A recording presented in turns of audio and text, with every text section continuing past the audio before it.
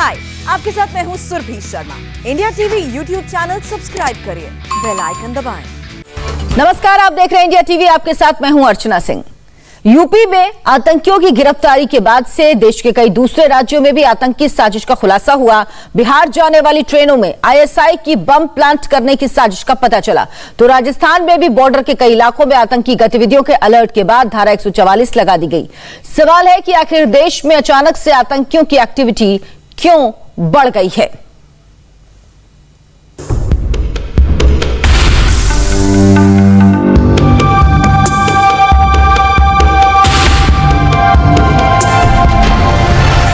लखनऊ से अलकायदा के गिरफ्तार आतंकियों का टेरर प्लान आखिर क्या था, इस बात की पूछताछ अभी चल ही रही है। लेकिन जैसे जैसे आतंकियों के इस नेटवर्क का खुलासा हो रहा है, दूसरे राज्यों में भी अलर्ट जारी हो रहे हैं। उत्तर प्रदेश के बाद बिहार में भी हाई अलर्ट है। इनपुट के मुताबिक जुलाई और अगस्त में होने वाले त्योहार पर आतंकी किसी बड़े धमाके को अंजाम देने की फिराक में हैं। और सबसे बड़ी बात, आईएसआई के निशाने पर इस बार बिहार के मजदूर हैं। आतंकी इस बार ट्रेनों में बम प्लांट करने की साजिश रच रहे हैं ताकि नुकसान ज्यादा से ज्यादा हो। लिहाजा बिहार पहुंचने वाली सभी ट्रेनों की सुरक्षा बढ़ा दी गई है। बिहार के स्टेशनों पर भी हाई अलर्ट है। पाकिस्तान की खुफिया एजेंसी आईएसआई बिहार और यूपी की मजदूरों से भरी ट्रेन को टाइम बम से उड़ाने की साजिश रच रही है। इस बात का खुलासा रेल पुलिस मुख्यालय की तरफ से जारी एक पत्र से हुआ है, जिसमें यह कहा गया है कि आईएसआई पंजाब में अपने स्लीपर सेल के जरिए टाइम बम से ट्रेनों को उड़ाने की साजिश रच रही है। और खास तौर से बिहार और यूपी जाने वाली मजदूरों से भरी ट्रेन को चुना गया है ताकि अधिक से अधिक जान माल का नुकसान हो। और इस पत्र के जारी होने के बाद पटना रेलवे स्टेशन पर सुरक्षा काफ़ी बढ़ा दी गई है। यहाँ पर आप देखें, काफ़ी संख्या में जो रेलवे से जुड़ी जो सुरक्षा एजेंसियाँ हैं, जो जीआरपी और आरपीएफ के जवान हैं, उन्होंने यहाँ पर चेकिंग बढ़ा दी है। यहाँ देखिए, हर यात्री के सामान की चेकिंग की जा रही है।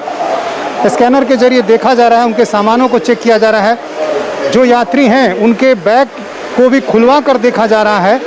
और चूँकि इस पत्र के जारी होने के बाद रेलवे के जो तमाम बड़े अधिकारी हैं वो सतर्क हो गए हैं। उन सबों को पत्र जारी किया गया है। इसके अलावा आरपीएफ और जीआरपी के सभी जो प्रभारी हैं, उन सबों को अलर्ट रहने को कहा गया है।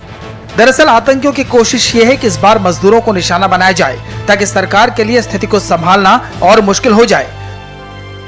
कुछ दिन पहले लखनऊ से लश्कर के 2 आतंकी पकड़े गए थे।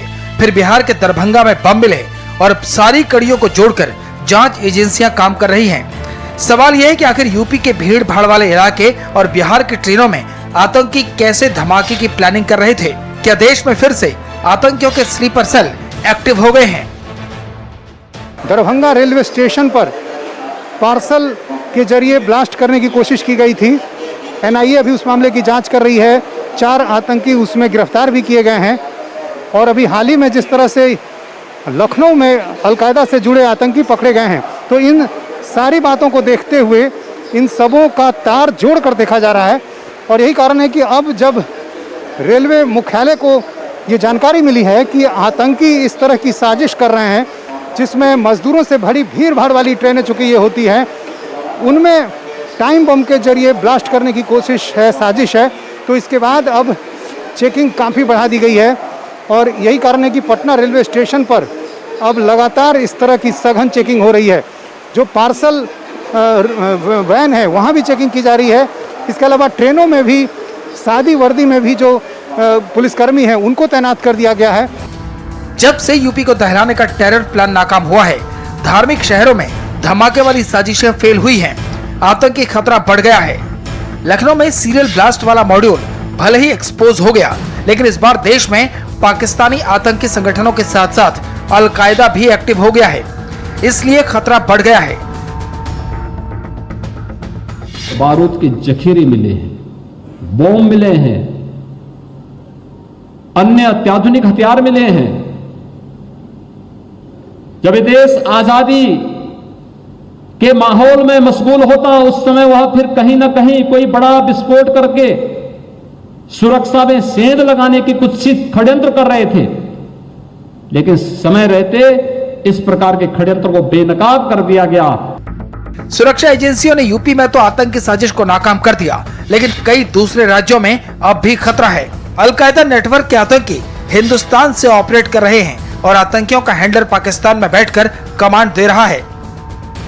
लिहाजा उत्तर प्रदेश, बिहार के बाद सीमा के पास वाले इलाकों में सख्ती बढ़ा दी गई है।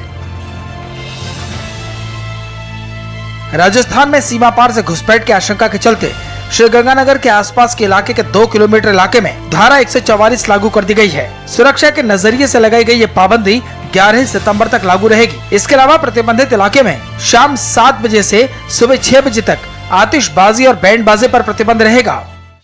सीमा पर पाकिस्तान की घुसपैठ की कोशिशों के बीच सेना ने पाकिस्तान से सटी एलओसी पर गश्त बढ़ा दी है।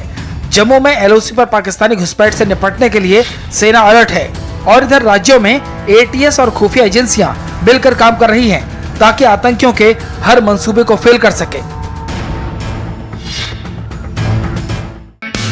हाय, आई एम सुरभि शर्मा। खबरों से अपडेट रहने के लिए India TV YouTube channel subscribe करिए, साथ में बेल आइकन जरूर दबाएं। जुड़े रहें इंडिया टीवी के साथ।